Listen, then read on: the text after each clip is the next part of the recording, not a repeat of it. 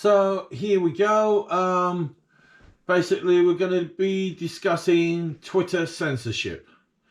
All right, so I'm going to have a look at a couple of Jonathan Pye tweets. So let's start with these.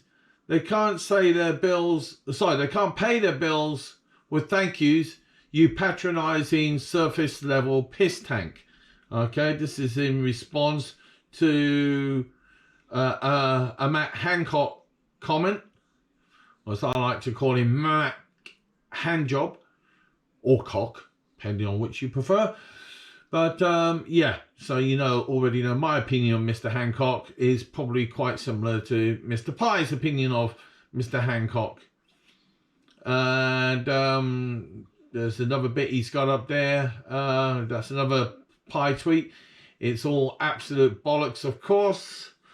Time to bring out this perennial, the gender pay gap. Oh, lovely, fun and games. Right, anyway, we'll move on to his next tweet. Okay, so Pye's response to Robbie Williams to release COVID-themed Christmas song for festive season, right? To which he's answered, 2020, you cunt.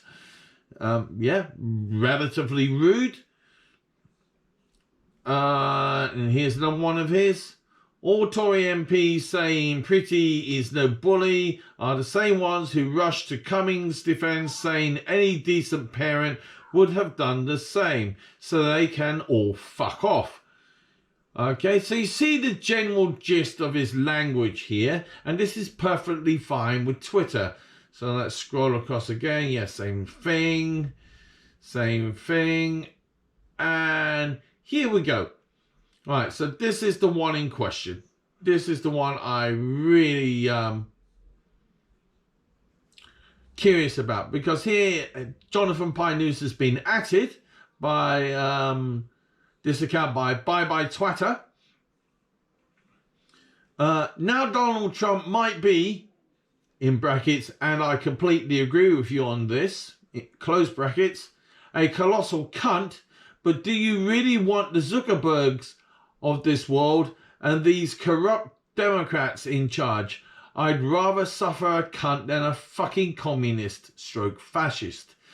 Now, I don't actually see much issue with that. If all the Pye tweets are fine, this should be fine. However, according to Twitter, violating our rules against hateful conduct, our support team have determined that a violation did take place and therefore we will not overturn our decision. That was because it was challenged, and I think they're full of shit, to be honest. You will not be able to access your Twitter through your account due to violations on the Twitter rules, specifically our rules around violating our rules against hateful conduct, in other words, calling out Zuckerberg. Right. In order to restore account efficiency, you can resolve the violations by logging into your account and completing the on-screen instructions, which were, of course, to just take down the tweet. Whoops. Let's jump back in there.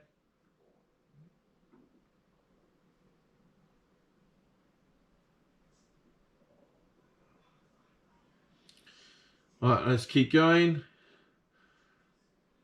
So there, we have determined that you will be, this is after the tweet's been deleted, right? Suspended for 6 days and 23 hours.